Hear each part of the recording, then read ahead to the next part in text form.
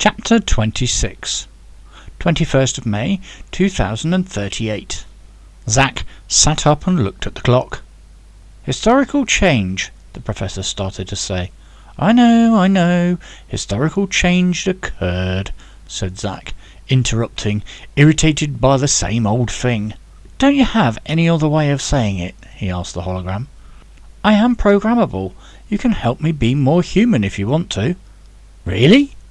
So instead of saying historical change occurred, you could just say, Hi Zack, how you doing? While you were asleep, some stuff happened in history that I think you would be interested in. Of course. Would you like me to update my response? Yeah, that would be good. More human and less machine. But I am a machine, replied the hologram, flickering with a shimmer. So, what happened this time? Zack asked. The hologram stood back and the rectangular video screen played the historical updates. Zack learnt how his past self had met Rhea, and how they'd gone to the cinema, the problems being captured, and then watched the video camera footage in disbelief as his body had melted onto the floor. What the?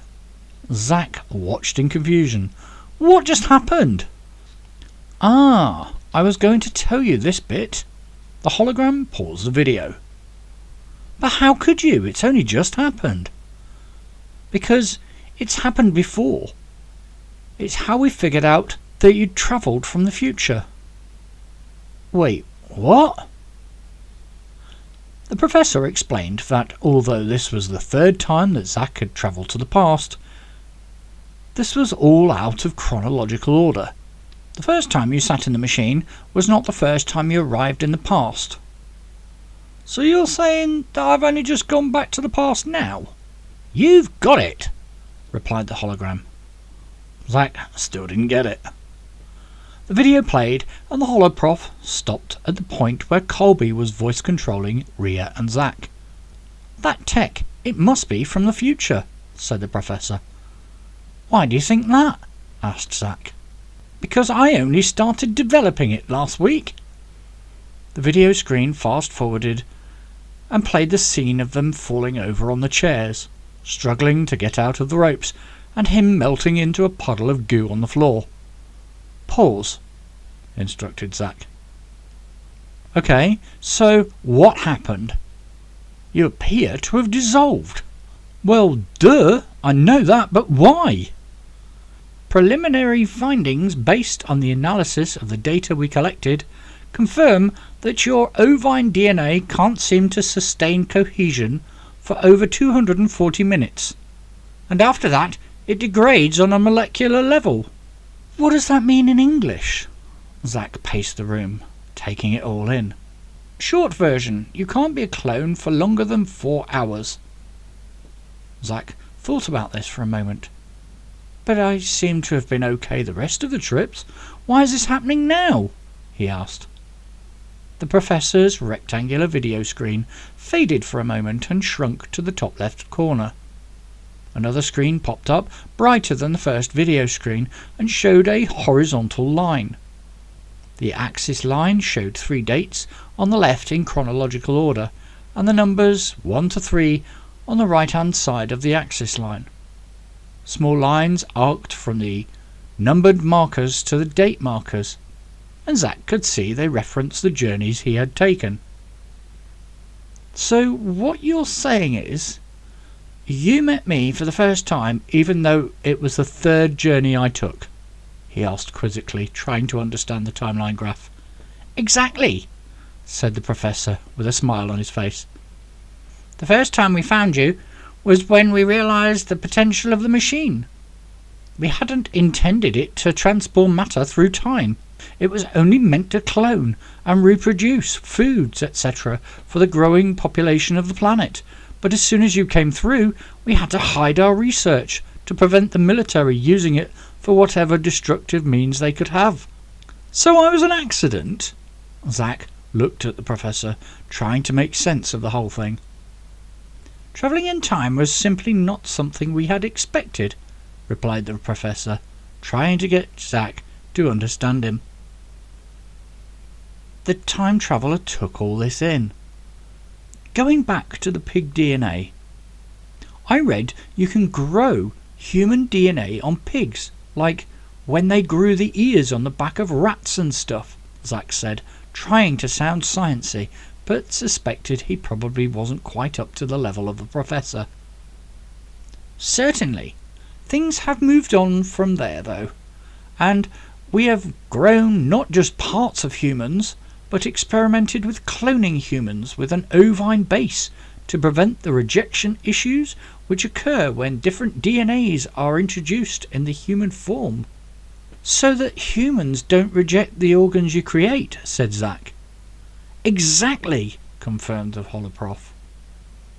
Zack's mind went wild, and he remembered watching weird science fiction programs when he was a child about how clones were grown and how the entire world would end up eventually looking like clones. No one reproduced, and we all looked the same. He laughed to himself, wondering if the hologram was advanced enough that it might read his mind. The answer to your question is, we simply don't know why you melted, but what we can say is that your molecular cohesion lasts for approximately 4 hours. So you're saying that every time I go back, I only have 4 hours, he said, quickly dismissing the idea of a cloned human world. Exactly that. The timeline window disappeared and the video window re-emerged. Would you like to carry on with the video? Sure, why not? Give me a moment though. He walked through to the food dispenser and grabbed a drink and some popcorn. May as well make a thing of it. If you would like, I can stream the video to the monitors on the computer suite, and you can sit and watch it from there.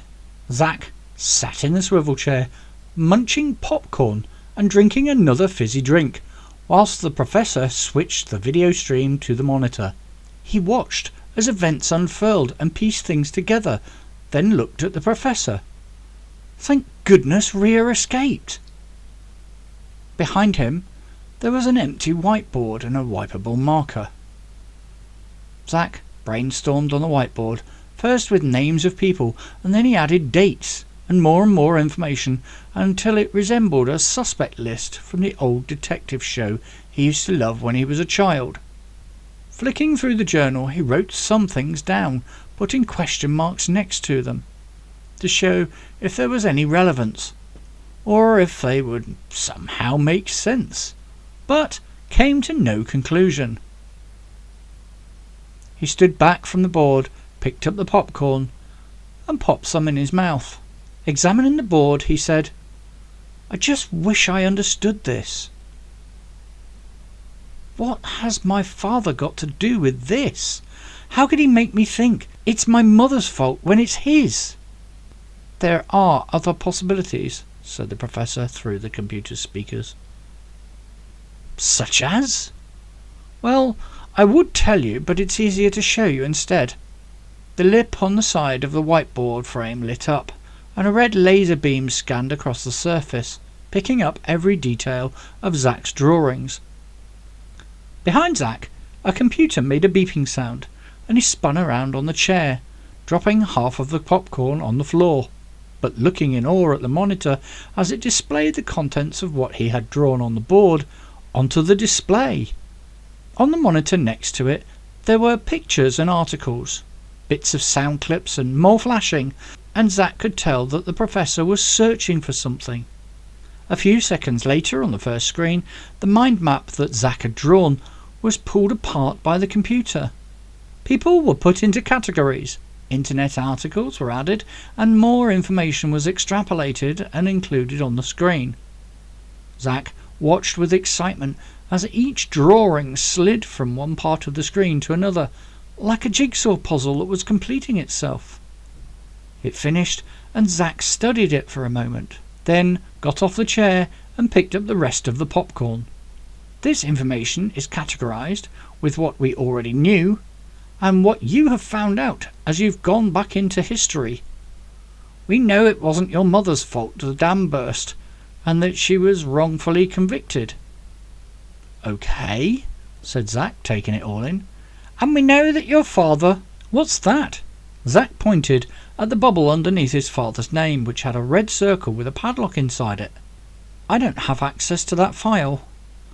But you're like a supercomputer. How can you not have access to that? It's encrypted with government encryption, so there is some information they don't want us to find out. Zack finished the rest of his fizzy drink and tossed the can into the recycle bin. And those other things? He asked, pointing at a few greyed out sections on the screen. Those are queries that will make sense when we have more information, said the professor. Right then, I need to go to the little boy's room before I go back and find out more.